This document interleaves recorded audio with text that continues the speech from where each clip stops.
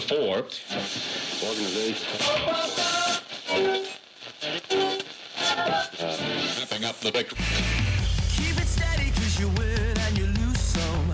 I've been running since the day I was born. I'm still working on my style and that new. How's it going, lovely and Baden? I'm good. And welcome back to Broken Heart Cast, where we talk about life, the universe, and everything in between.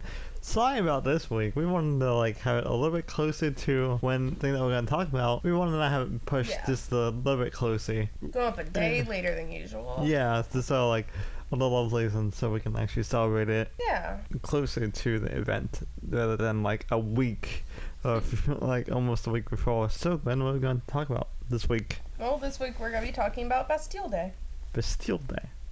Is that Independence Day for France? Kind of, yeah. Is it? So. You wanna? No, I mean, go on. No, I was just Oh, you were gonna say something. No, it was just gonna be oh, so that's basically what it is. Yeah. So I mean, yeah. A couple weeks ago we talked about America's Independence Day. So now we're kind of got to be talking about France's Independence Day. Oh, so it wasn't Hugh Jackman's character from Les Mis stealing a piece of bread that started it. It was the storming of Bastille. Yeah. Well, and I mean, people had been pretty upset for a while, but it kind of... events leading up, and we'll go ahead and talk about that in a minute, but, events leading up... All thanks to America, basically. That, and, I mean, they were kind of hey, America's revolting, so, hey, maybe we should revolt. And at first, their government was okay, you don't need to revolt, we can settle this, calmly. But the government was still rigging things so that government could choose what it wanted, and so that the higher-ups could choose what they wanted. Exactly. And the lower, the commoners basically were treated like garbage. And it was just no longer. Yeah, no more. So yeah, that's Bastille Day is July 14th. And this year, that is going to be a Tuesday. Yes. So... yeah. That's why I said, we're celebrating it super close to when it actually is. Yeah. But yeah, so I'll just go ahead and first give some background on why the Bastille was built in the first place. Oh, so the Bastille was a place. Yeah, it was a prison, actually. I know, I was just singing that as... At first, it wasn't really so the Bastille wasn't actually a prison at first. It was kind of like a fort. Yeah, kind of like Cala di San Marcos down in St. Augustine. At first it was a fort, and then it became a prison, then it became a fort again. Exactly. So it started out, it was built in the 1300s during the 100 Years' War against, between the English and the French. Yes. And it was built and designed to protect the eastern entrance to Paris. So it was kind of like a checkpoint. Yeah.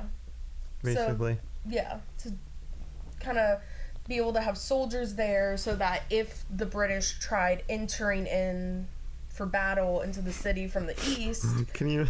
Sorry. They could, they would have plenty of soldiers already there, rested up and taken care of so that they'd be ready for battle. Forgetting what the Bastille actually looks like, can you just imagine it being an actual just straight up wall, and the British could still enter the west side or the north? Yeah.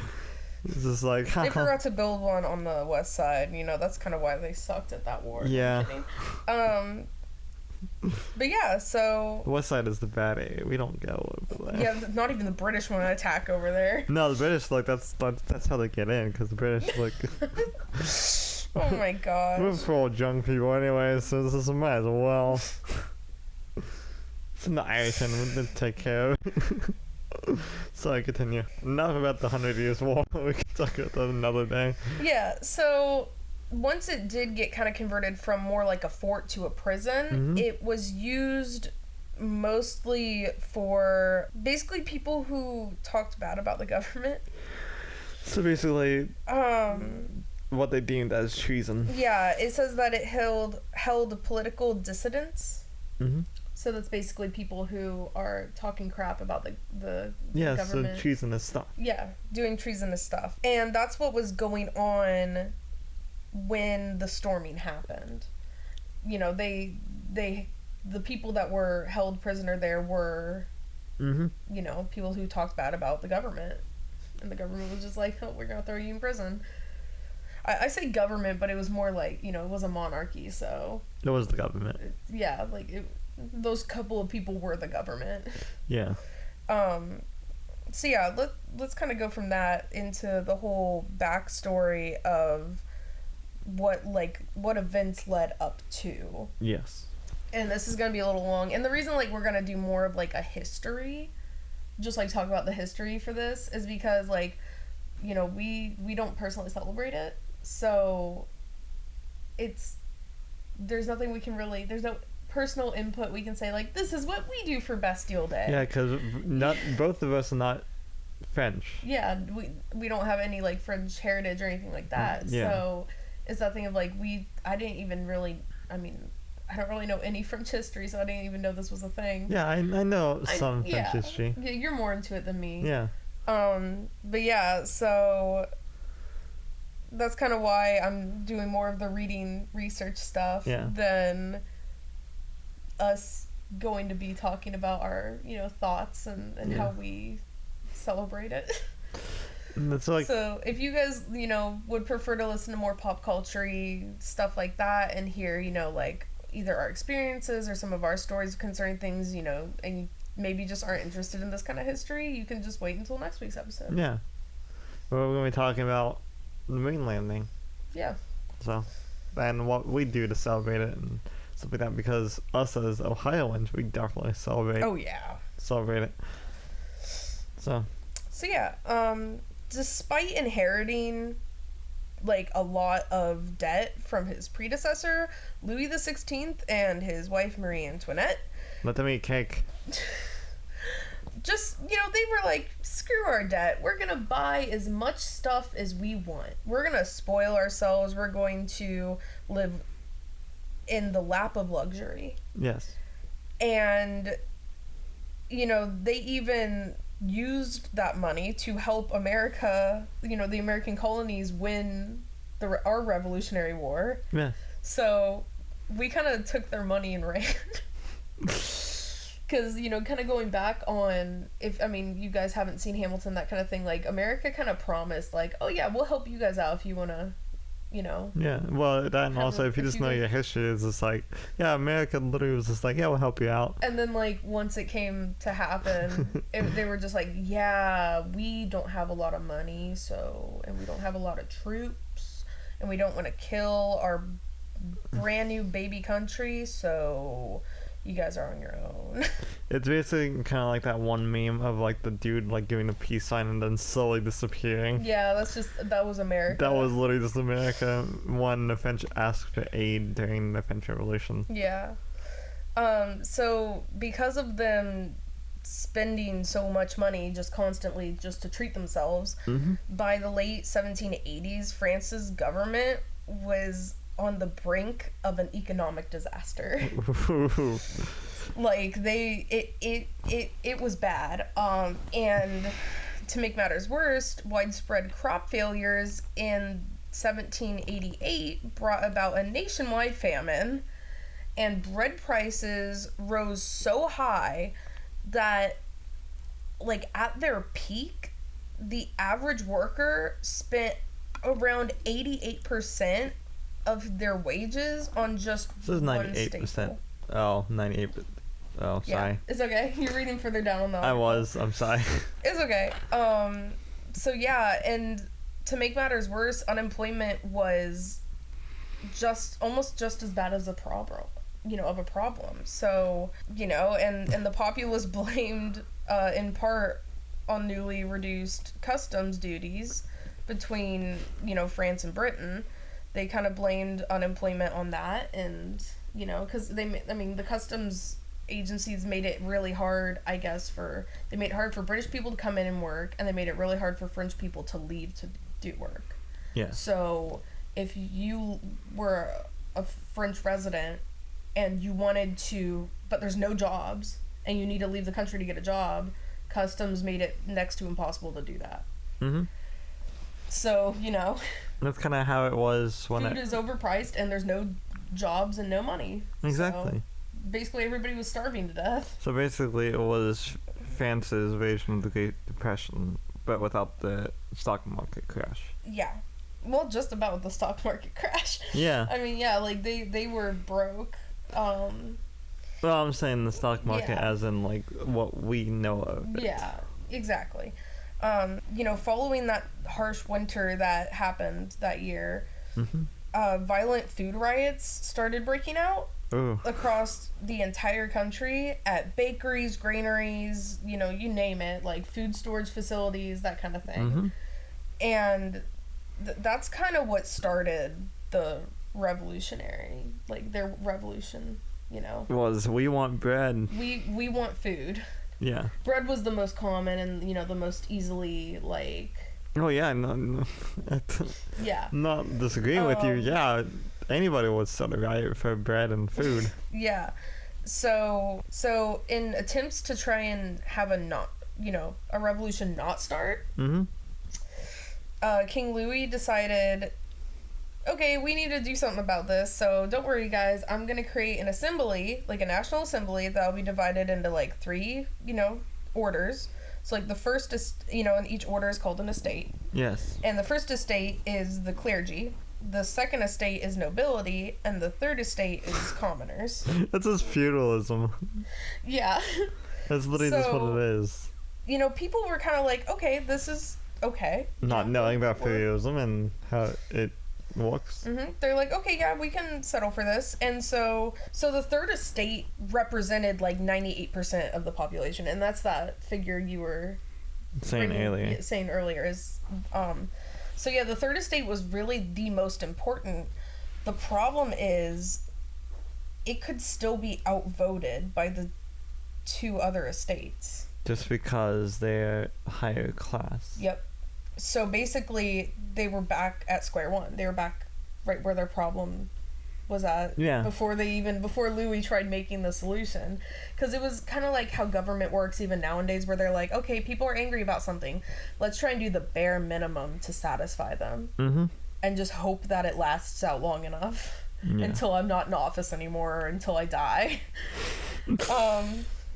Yeah, so you know, in kind of wake of realizing, like, yeah, no, this isn't right, like, the third estate was still, you know, like, they were really scrambling to try and get their voices to be heard. And, you know, they really didn't make any, you know, initially at least, they didn't make any headway. Yes. And so they declared themselves a new body that would be called the National Assembly, because they represented pretty much the entire nation. So why not call themselves the National Assembly? Yeah, I mean, especially when your own government is basically just being like, no, we outrank you because we're richer than you. Yeah. So after that happened, when they went for a meeting of the 3 assemblies, or, you know, the 3 estates, Yes. they found that the meeting hall's doors were locked. And that was on June 20th, 1789. And this is the main thing that, like, started making people, you know, Lose their mind. lose their minds and really start a revolution.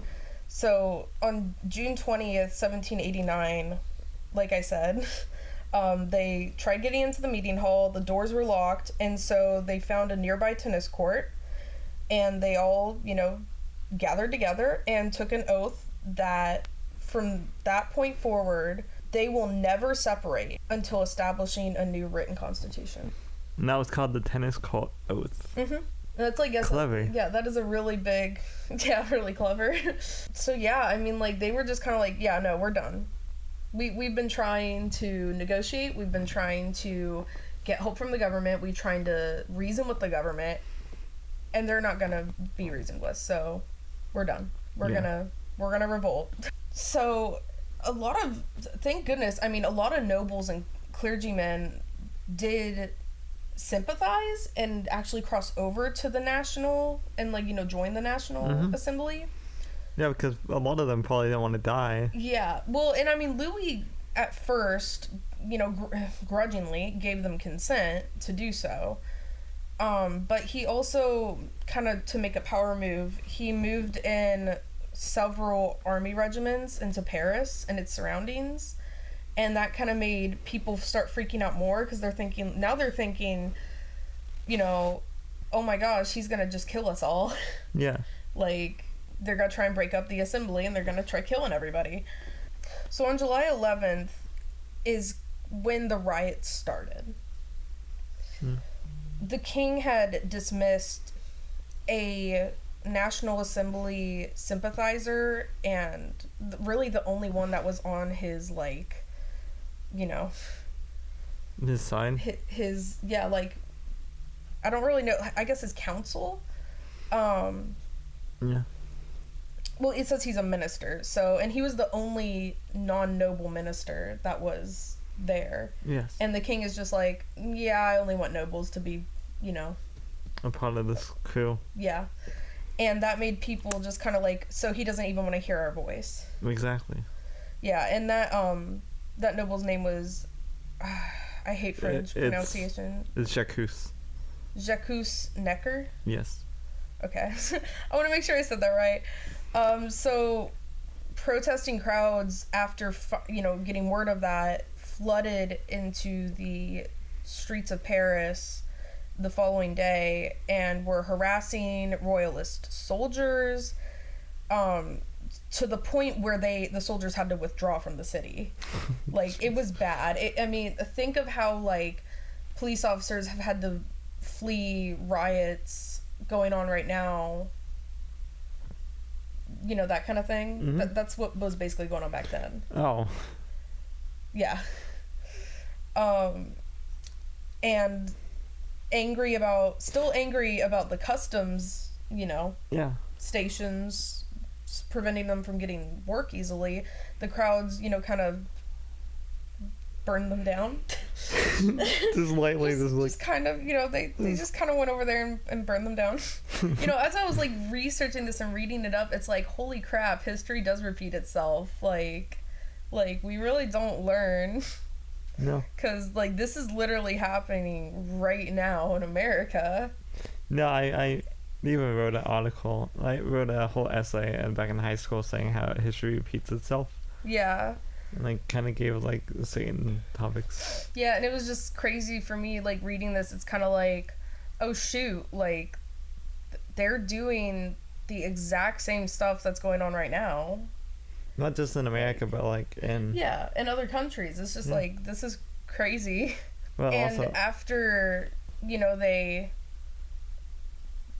burned down the customs posts, Mm-hmm. they, began to frantically search for weapons and food. Ah. And the unrest continued until the morning of July 14th, when an unruly mob seized roughly 32,000 muskets and some cannons from, I'm not even going to try and pronounce that, it was a military hospital, prior to turning its sights on the large quantity of gunpowder stored in the Bastille. Yeah. I know, like, the Spanish, like, enunciating of that, but not... Yeah, not the French, really same, so I'm just kind of like, I'm not going to try.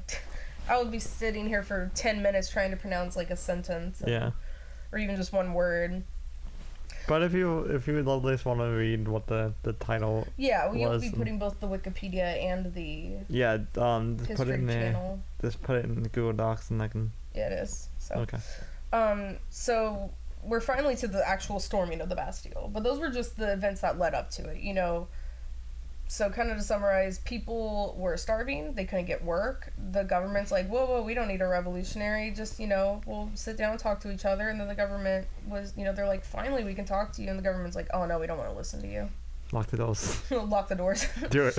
And so they're like, okay, revolt. We're gonna revolt then. We're gonna burn down this post. So the governor of the Bastille, Bernard René Delaunay. Oh, you got that right. Good. Yeah, I'm glad I got that. He watched in dread as he saw the growing mob. And I was just picturing this guy wakes up, he has his, like, morning cup of coffee, he just goes, he's, like, walks up to, like, the pew. And he's like, he looks over top of the Bastille, and he sees this, like he hears, like, the ground rumbling, he sees, like, this mob just getting closer, slowing in. He's just like, This little pencil mustache, like, just falls off. He's like, oh, shoot. That doesn't look good. Huh. But yeah, so... No, he would say chocolate blue. Yeah. So they surrounded the fortress. Yeah. The morning of July 14th, and upon receiving a demand to surrender, he invited the revolutionary delegates inside to negotiate. So he's like, "Okay, we don't need to fight. None of us need to die. Come on in." Yeah. Well, that's a small way of doing it. Yeah. You like some coffee?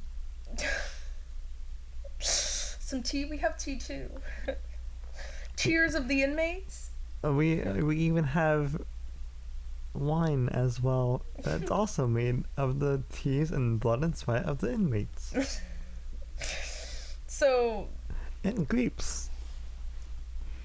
Lacking any direct orders from Louis XVI, he purportedly received them warmingly and promised not to open fire. Mm-hmm. But as the talks dragged on, the people outside started getting really restless and were starting to think maybe they either killed or imprisoned our delegates. So eventually a group of men climbed over the outer wall and lowered the drawbridge to the Bastille's courtyard. So I'm just imagining all of this in that stick figure form. Yeah. And that of course allowed the whole swarm of them inside. And when men began attempting to lower a second drawbridge, Delaunay broke his pledge and ordered his soldiers to shoot. And nearly or around 200 of the revolutionaries were killed. And only about a dozen of the people defending the Bastille were actually killed. And I guess only about only one or a couple royalist soldiers died. So they didn't really make a lot of leeway, yeah. And the tides ended up kind of turning later that afternoon when a detachment of mutinous French guards showed up, because the permanently stationed Paris guards were known to be sympathetic to the revolutionaries. Yes. They were we don't like the government either. We do work for them, but we don't like what they're doing to you guys either. They suck. You guys should be able to go to work, get a job, and eat, and have basic needs met. So it wasn't, to the people that kind of knew that, it wasn't that, yeah. It wasn't that big of a surprise that a lot of the state guards were yeah, we're gonna join in with you guys, help you out. You may help me now. Pretty much. And when they started blasting away cannons at the Bastille, Delaunay, who lacked adequate provisions for a long-term siege, waved a white flag of surrender. So he was just kind of guys, sorry I shot first. Can you guys stop trying to kill me? Pretty much. His head is a mile down the road. Yeah. And so they ended up taking him and a bunch of other soldiers prisoner and marched him to City Hall, and the crowd, as bloodthirsty as they were, got him separated from his escort and murdered him, and then cut off his head. They then put his head on a pike and paraded it around the city. So they were, it's one government official finally wants to sit down and talk to you guys, and you kill him. So yeah. Well, they didn't know. Yeah, well, yeah, and he did fire on them first. He was probably terrified. A bunch of angry revolutionaries just stormed into his, fort. Yeah. Yeah, they're probably gonna kill him. He probably thought he was gonna die no matter what. And a few other royalist soldiers were also butchered, which, was a pretty big foreshadowing to the French Revolution as a whole. Huh. Well, okay then. Can we talk? Both during and after. And oh shoot, hold on. I lost it. The aftermath of the storming of the Bastille, the prison fortress was systematically dismantled until almost nothing remained of it. And a de facto prisoner from October 1789 onward, Louis XVI was sent to the guillotine a few years later, and his wife shortly after. Yes. So nowadays it's celebrated a lot like the 4th of July in America. Okay. It's known as just the 14th. They just call it the 14th of July, just like how we call our Independence Day the 4th of July. Yeah. And it is a public holiday in France, celebrated nationwide by festivities, including fireworks, parades, and parties. See, I always pictured it like the 4th of July, but I also pictured it kind of like Cinco de Mayo. Yeah, it's kind of like that. Kind of like a blend. Yeah. So, says attendees will see France's tricolor flag, hear the French motto, liberty, equality, and fraternity, and break into singing La Marseillaise. Yes. We're going to say that's right. All popular symbols of France that had their origins in the heady days of the French Revolution. Huh. In one of the world's oldest annual military parades, French troops have marched each year since Bastille Day of 1880 along the Champs-Élysées in Paris before French government officials and world leaders. So yeah. It was really interesting. It was, Yeah. I had a lot of fun researching it because I didn't really know much about it, and reading all this information, I was having flashbacks to reading A Tale of Two Cities. Mm-hmm. Because I'm pretty sure they talk about the storming of the Bastille in the book, if I remember right. I could be wrong about that, but I remember I'm pretty sure one of the characters is imprisoned in the Bastille, and they kind of have to perform a prison break to get him out. And what they do is they have, spoiler warning for the next 30 seconds or 60 For a seconds. book that's 200 years old. Yeah. Well, I hadn't read it until my last year in high school, so. Yeah. But yeah, so kind of spoiler warning. Basically, one of the main characters goes in to save one of the other main characters, and basically they go in and he says, "I'm taking your place, you're leaving." And the guy that ended up giving up his life, because they were all scheduled to be have their heads chopped off the next day. Jeez. So, the one guy basically he was really depressed and had nothing to live for. Mm-hmm. And so he's like, I'm going to do one last good thing in my life. Because he'd also done a bunch of bad things, I guess, from what I remember. And Yeah. he said, I want to do one last good thing in my life. I'm going to take your place. And, yeah. Jeez. But yeah, so I don't know, it's just really cool kind of reading that also just hearing that history, because it's kind of it feels like that time period was just the time for revolutionaries. Yes. Yeah, I don't know, it's just cool. Yeah, from the early 1770s till now,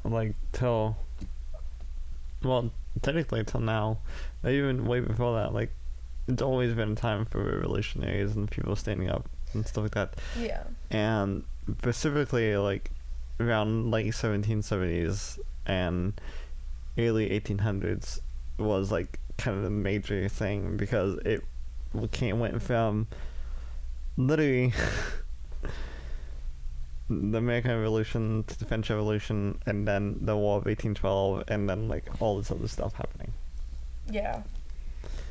And that was the weirdest thing. Whenever you learn about it in history class, it's, you don't really get that sense of yeah, you kind of see it that thing, but it's also that like in that linear fashion, but it's also that thing of like, yeah, whenever this was going on, this was also going on. So yeah, and that's what I like about the book A Tale of Two Cities, because it's going from London to Paris, and you know, every couple of chapters they'll switch. Yes.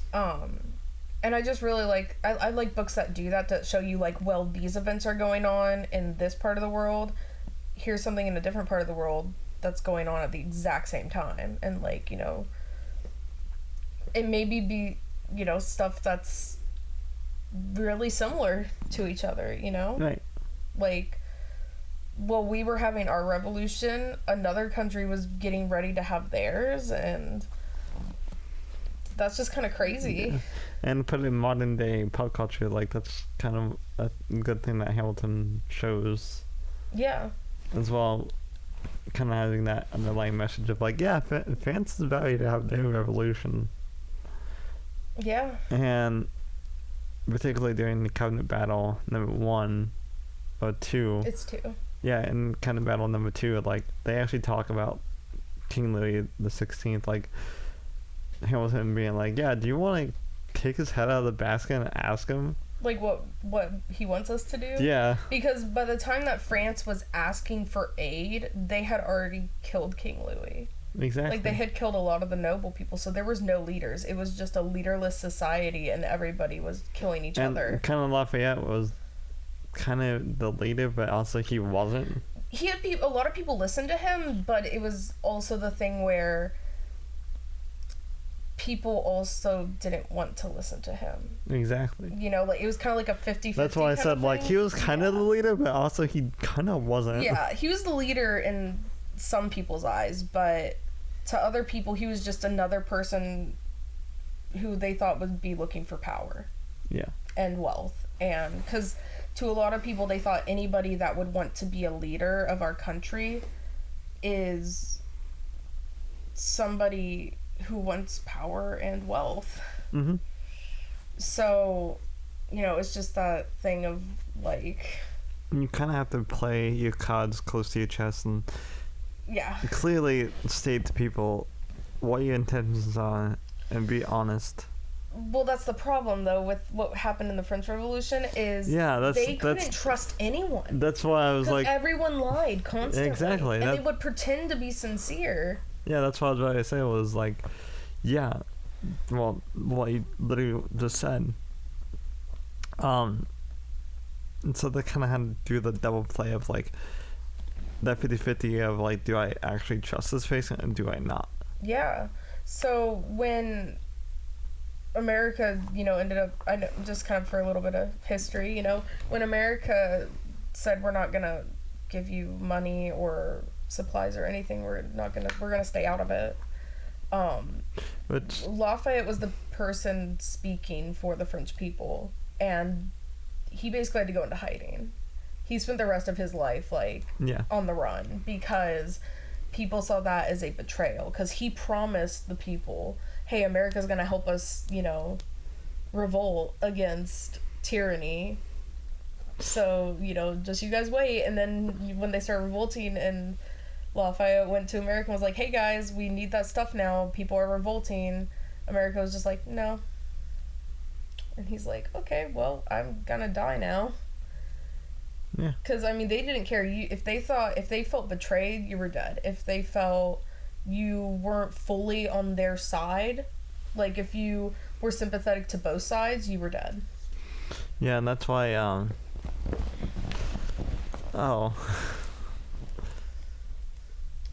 Man, I completely forgot what I was gonna say. I'm sorry. Oh, it's okay. That's why it's kind of interesting. Is just like, I wouldn't say it's a kind of smart play what America did, but also kind of was at the exact same time, because America literally just started. Yeah, it was a smart play, because it's not that they wanted to stab the French people in the back. It was that, like what Hamilton says in the Hamilton musical, like, they don't have a leader. They, like, yeah, the people are quote-unquote leading, but the people change their mind every day on who deserves to live or die. So, well, you're not going to give them more guns and money. Exactly. To, you know? just kill each other with. So, you know, once they figure out a plan, we'll help them. But we can't do this right now. We hardly have enough resources to keep ourselves afloat. Because it was also that thing of like, what happens if America was brand new? They hardly had anything. So if they give almost all their supplies and things like that to France, Britain could just come back in and wipe out, you know, seize the country back. Yeah, and that's what they kind of tried to do again. They did. But that ultimately failed. Yeah. But yeah, so it's just that thing where it's like America had a really hard decision to make. Which, side note, did I tell you that I went to Fort Recovery? No. Yeah. I don't think you did. I mean, it's like right on the border of Ohio and Indiana, so. It's awesome. Yeah. But yeah, so. That's a whole other story for another day. It's a whole different war to talk about. So yeah, that was a fun little history episode. Yeah, it was. Again, thanks to the History Channel for the wonderful article. I know you kind of mixed up what they said a little bit to make it but yeah, I paraphrased a bit at times. Yeah. And stuff like that. And I took also you know, we're gonna put both the History Channel article and the Wikipedia article for this in the description. Yeah. The History Channel had different numbers than Wikipedia, and Wikipedia generally is more reliable. Yeah. So that's kind of why, if you guys, you know, are reading the History Channel article, if I said a different number than what you read at times, or if I said something different than what you guys read at times, that's why. You know, you kind of need to read both. You need to read both to get the whole story. Yeah. And to decide, like, which one's real, which one's not. But yeah, thank you for reading all that. It's a good, nice refresher for me. And I never learned any of that, so it was a nice learning experience. Yeah, I learned a lot about that, but it's been so long. It was just kind of like, geez, I don't even. It's that thing of like when you remember, like whenever you learn about something, but then you don't really use it a whole lot, and then like whenever you read it again, it's just like, yeah, I remember this. Yeah. I remember exactly what happened. It's that whole thing of like, you gotta see it to remember. Like I was saying earlier, about a whole different topic. But yeah, if you love this, enjoy this episode, high five, leave a rating down below, and leave a comment down below. Yep. Tell us if you guys knew about this, or if you didn't know about it, you know. If you have a topic you want us to talk about, leave it down in the comments below, no matter what you are listening this to. And, don't forget to hit that subscribe button. Also, don't forget to ring the metaphorical bell. Ding. Stay notified for upload. And no matter who you are, no matter what you are, no matter what you do, love and respect yourself. Also, love and respect the others. And next time on Broken Heart Cast. Bye. Bye.